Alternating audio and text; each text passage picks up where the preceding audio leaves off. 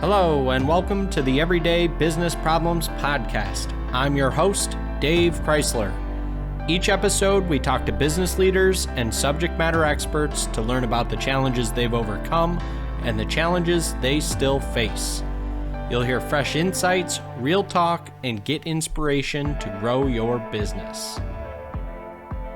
Walk almost any plant floor in the country, and you'll find the ghost of a 5S, a 6S, or even a 3S program. Faded tape outlines, a shadow board missing half its tools, a laminated audit sheet from 3 years ago. Today I want to talk to you about what happens to almost every single program and why it has nothing to do with your team's discipline. I think all 5S, 6S, 3S, right? Doesn't matter how many S's because people argue about how many S's there should be in the first place. But I think everybody that is trying to do these initiatives, right, nails the kickoff. It's exciting. People are learning something new. It seems really approachable and simple to get not just everybody on board, but to achieve some sort of an outcome, right? So you get, pizza lunch, get the big banner, maybe some meetings leading up to it. Everybody talks about what is 5S, right? And, runs through the definition, sort, straighten, shine, right? And takes everybody through the mechanics of what happens, but very rarely is anybody talking about why we are thinking through 5S. Why are we talking about lean and continuous improvement? And I think that is not just the primary challenge, right? So it's ultimately leading to why tools like this fail continuously, right?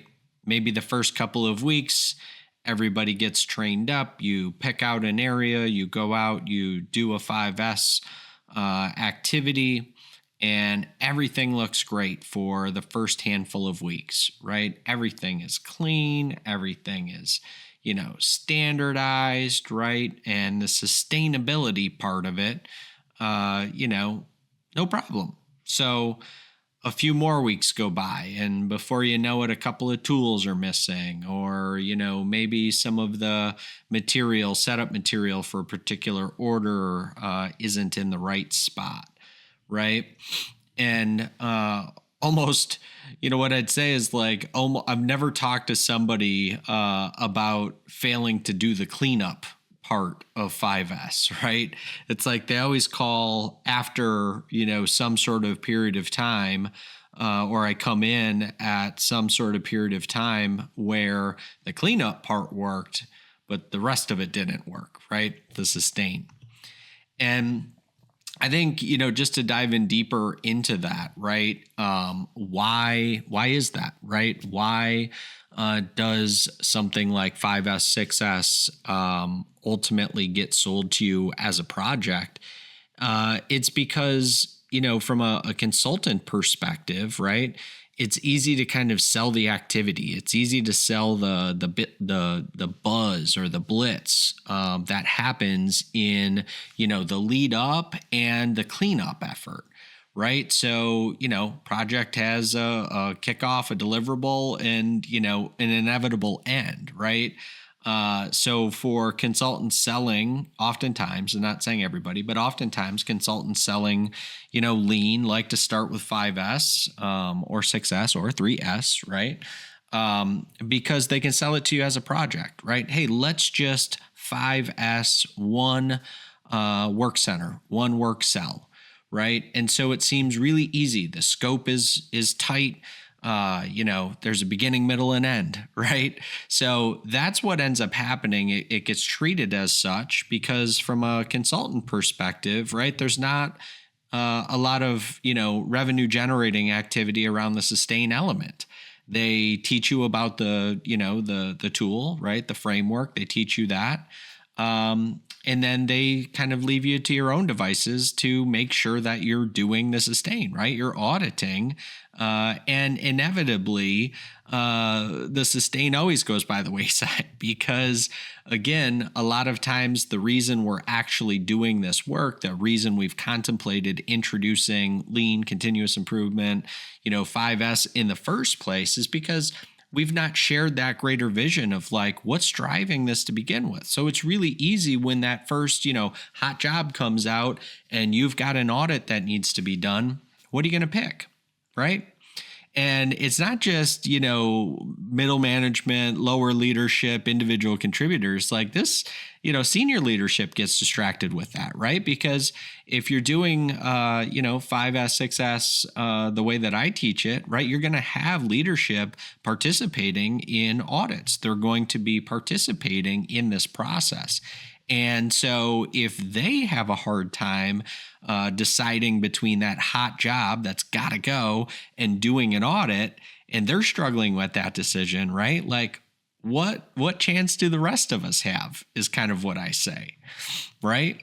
So in the issue with I'll talk about this from a different perspective, right? The issue that I tend to see, with software folks is, right, well, like this is an audit and compliance problem. So, hey, let's automate it with, this software that we have, right? We'll increase visibility. We'll make it easier. And again, the point isn't that we can automate or streamline some of the tracking and surface some additional, opportunities and or tracking, make the visibility greater. It has nothing to do with that, right? And it has everything to do with the fact that, something like 5S, right? People like to talk about the culture element of it. And, culture is the output, right? It's the scorecard of doing this stuff. So it's like, you need all of this working together, which is why I talk about it through, the system lens and bringing together that planning, people, process, technology to be able to enable people and process to, do this thing, right, through the technology that maybe we're going to implement or have access to. But in order to affect change on the culture, right, which again is just the output. So it's like you can't say, we'll just change your culture, right? Like, yeah, I wish it was that easy. I wish you could just click a button, right? But back to my example of even senior leadership struggling with the decision of that hot job versus doing an audit, right? What do you think it says to the rest of the team in terms of how important 5S is if you've got senior leadership saying, do that hot job, we can do the audit later, right? Like I've shared this from a different perspective previously, but, talk a lot about like building trust, right? Culture's the same way. Again, it's, it is won and lost in the little moments. If, I was in a conversation with a colleague earlier today, and we were talking about a company that was, very culture focused, right? And they like to talk about it and all the different things that they did to celebrate people and bring people together and do fun things. And I said, I kind of threw it back and asked a very plain question. I said, that's all great. And I certainly hope that, people participate. I said, but that's the stuff I look for. I said, out of the, 100 plus people that are in that organization, what level of participation do they have when they do these types of events? What type of participation do they have if it is an unpaid event or an off-site event, right? Do they have the same level of participation, or are people just showing up because you're paying them and they were already at work, and so of course they're going to come? Right. And even in that scenario, I've been in organizations where people still don't participate. Right. And to me, that tells me a lot about the underlying culture, right? The infrastructure. And that is that constant message, those little actions, that's the stuff that ultimately, builds up to these things, right? So it's kind of like, you know, when we go back and we try to tie this to 6S, right, or 5S, and talking about symptoms versus like the underlying system, right? Consultants kind of selling the project and the blitz really is about treating the symptom of what everybody else is seeing, right?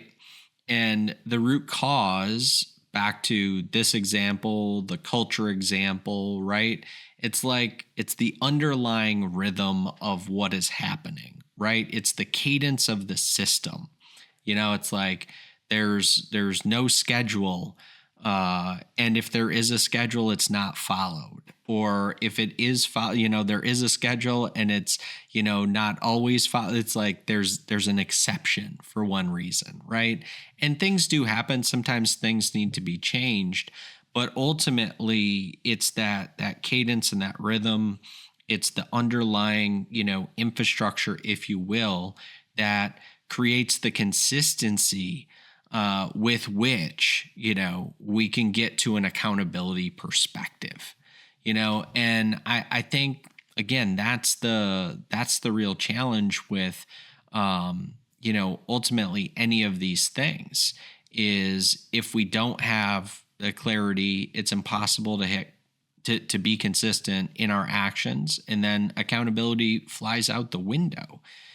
So talking kind of more specific about, success, because I don't want to get too far off track here, with with a variety of other ways to say the same thing, ultimately, right? But like back to the main reason why success fails, being sustainability, is tied back to the accountability and the accountability at the leadership level, right? So everything leading up to that is, signals for what ultimately is going to happen, right? So if we get 5S or 6S in place and we have made it to the sustain phase, right? We've done the cleanup, we've standardized, and now we are to the point where we need to sustain, which is when the auditing starts to come in, right? How do we connect the gaps and the nonconformances that we've found into a system and infrastructure, some sort of workflow where all of those opportunities and gaps that get surfaced actually, action is taken against them, right? How do we not lose visibility over what we've recognized as a potential gap or issue or nonconformance?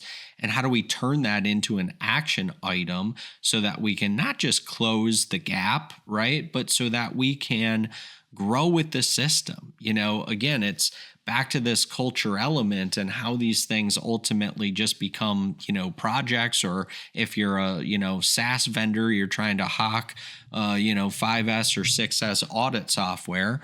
But that's how, right? It's in those little moments. So it's like, great, we're doing this audit, and we have these scores. We know we've got some nonconformances, but then it falls on deaf ears, and again, I'll go back to the leadership ownership piece of this, where it is, hey, we need some additional resources to close this gap. Like, where does this gap fall in the priority list of all of the different things that we have going on? And that's what creates frustration across individual contributors and different layers of leadership. And it's ultimately what continues to erode trust. And when that trust continues to be eroded, right, what's the outcome, right? Crappy culture. So again, it's like, you got to change your culture, we're going to do that with, 5S, because that's going to get everybody on board. We're going to clean this place up. Right. I love it. Let's start there. But that's not the thing. That's not the thing that ultimately we're trying to do, right? Because culture is the output of running a system. It's not the input. And people have to start believing that when a gap is surfaced, or they make a suggestion, that something's going to happen with it, right?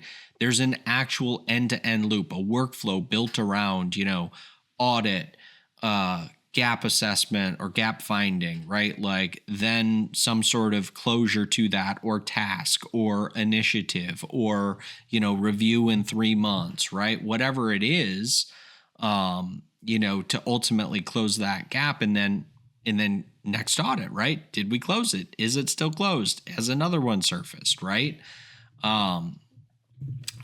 Once we're able to do that, then the system kicks in, right? And we continue to utilize that cycle to encourage folks taking action and participating. And the more that happens, the more that the trust is built up, that there's this end-to-end, communication that's happening, and senior leadership and ownership is addressing issues that, people are not just identifying, but we're talking about the prioritization within the greater good of the rest of the company. It's all of those little wins. It's all those little moments. It's all those little things that will ultimately lead up to you improving your culture, you impacting the bottom line, you creating additional, cash flow and increasing cash turns throughout your business, right? So, in terms of like, great, Dave, what do we do on Monday? I think if you are interested in 5S, 6S, 3S, right? But if you're interested in this stuff and you've been contemplating it, or you've been learning about it, if you're thinking about introducing it, into your business, or you're already doing these things, right? Ultimately, what it comes down to for me is targeting a specific area, right? You got to start somewhere. So if you're already doing it and it is already widespread, your starting point is a honest review of how you are living up to the sustain, right? And where those gaps are. I'm guessing that it's going to be around consistency and ultimately accountability, probably up through the leadership level, in terms of gaps are surfaced, gaps are closed, right? Audits are ongoing. Okay. And but I would encourage you to then go back to just pick out one work center, one work cell, one, kind of activity to restart this. And if you're new to it, right, I would encourage you to take a look at one area, one activity. And the thing to think through is, number one, this isn't a project, an initiative, or task. This is the beginning of a way of operating your business, right? I talk a lot about, the systems that you have running your business are there by default, meaning you've grown into them over the course of time. And doing 6S the way that I teach it, and maybe, working within the operations workbench to help you do that, right? When we're talking about it through that lens, I'm talking about operating your business and building systems with intentionality, and understanding that it's not just a 6S technology or tool that automates your auditing process that's going to move the needle, right? All it's going to do is make communicating easier. So if you're struggling to communicate, sure, maybe, right? But I would argue that is a symptom of something deeper. And that most likely it's an issue between the clarity, consistency, and accountability back to how we're building culture, how we build trust across the organization, that's really driving that, right? I would argue that if you're struggling with a communication issue around 6S or 5S specifically, has nothing to do with that. And the tool itself is not going to help you nearly as much as whoever's selling it to you thinks that it will, or however much you want to buy it, right, thinks that it will help you, right? It's that underlying infrastructure. It's that, activities that we're doing to ultimately, build towards the output of creating a better culture. And so, yeah. The other side of it is, again, I think I already mentioned this, but, don't be treating this like a project, because it's much more intense than that, and it takes much more intentionality than that, and it takes more time to be able to make sure that you are articulating to the team, both individual contributors and across leadership, why we're even looking at this to begin with, right? So it's like, take some more time, whether that's, I would encourage you at least a few more weeks, if not another month, to really dive in, really share the details of how did we land on this, and again, it's like talk about the why, what, and how, right? So I'd encourage you to kind of think through and utilize that framework as well as you are looking at this. So that's it for today. Appreciate you tuning in. As a reminder, each one of the solo episodes is an extension of our free weekly newsletter. So if you're getting value out of the video podcast or the audio podcast, would encourage you to go sign up for that. Would also encourage you to check out the operations workbench. When we talk about working differently, right, and building towards the output of a better culture and, increased profitability, improved cash flow, all of those things.